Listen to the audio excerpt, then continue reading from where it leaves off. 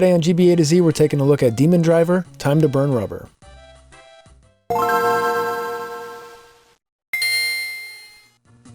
Race through 32 tracks across 8 different regions in your choice of 4 souped-up cars.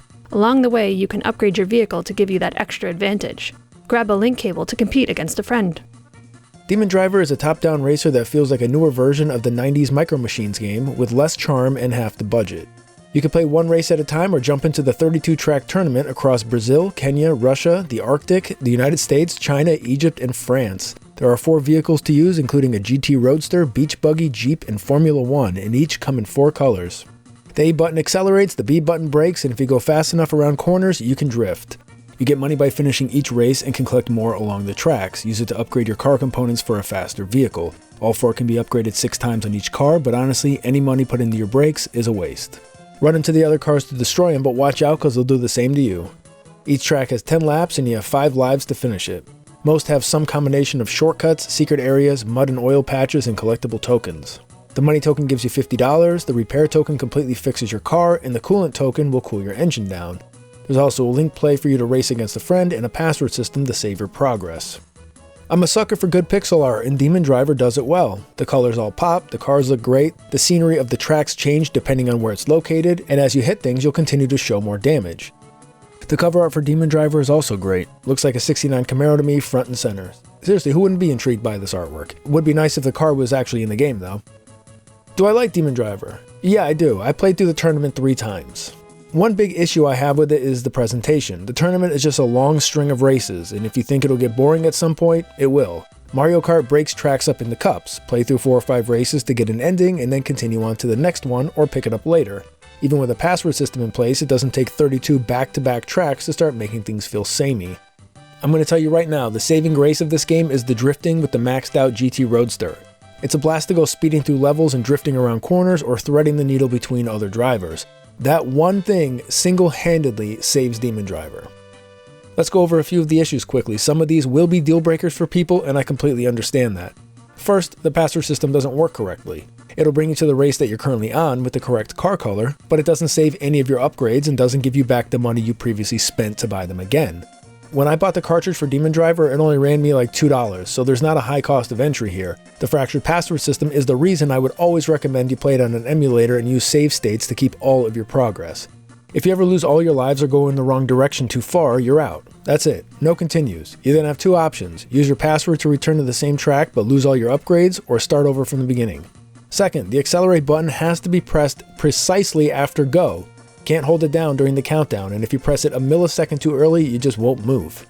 Third, the cars get stuck together when they get too close to each other, and it can happen to all 4 cars simultaneously. Just make them bounce off each other. Fourth, if you get too close to a wall, it can damage your car, and sometimes it's impossible to get away from it. I've lost all my lives on a track once because I couldn't get the car off the wall and there's no way to restart a race. Finally, the F1 needs to be adjusted because even with the cooler maxed out, I don't think it can ever actually finish a race without overheating. The opponent F1 cars don't seem to have this issue. What's even more frustrating is that your engine heat level isn't reset when your car is blown up or repaired. And to top it all off, the coolant pickups can be taken by your opponents and they don't respawn. You have to be very choosy on which tracks you use the F1 car on. Before I wrap up the video, I want to go over the back of the box because I've never seen a game misrepresent itself as much before. There was obviously some miscommunication between the devs, the manual designer, and the box designer because all 3 of them contain conflicting information. Alright, let's start. Demon Driver, Time to Burn Rubber. Yes, this is in fact the name of the game. Okay, off to a good start. Race through 32 different tracks, 2 for 2. There are 8 areas with 4 tracks each. 8 times 4 is 32. Good. In your souped up muscle car. I'm going to split hairs here, but there's no muscle car in Demon Driver. There's one on the cover, but neither a Formula 1, Jeep, or Beach Buggy are muscle cars, and even though the GT may be fast, it isn't a muscle car. Wrong. Along the way, you can collect power-ups to upgrade your vehicle. You amass money and buy power-ups, but close enough.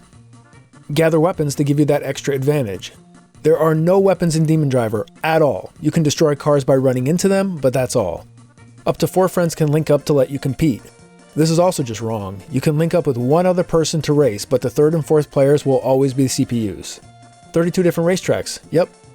8 types of cars. No, I figured I'd be unlocking them as I made my way through the tournament, but there are only 4 playable vehicles. Collect power-ups and weapons. Yes and no. And up to 4 players. Again, no.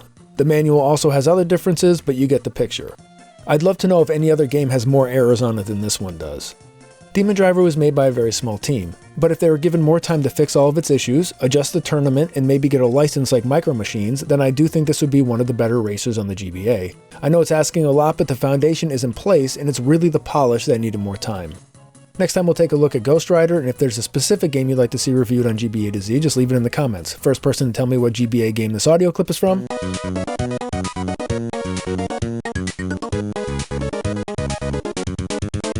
I'll pin your comment to the top and send you something in the mail. And don't edit your comment or you're disqualified. Stay nerdy. I'm out. Getting your nerd on, getting your nerd on, getting your nerd on. I got a raging nerd on.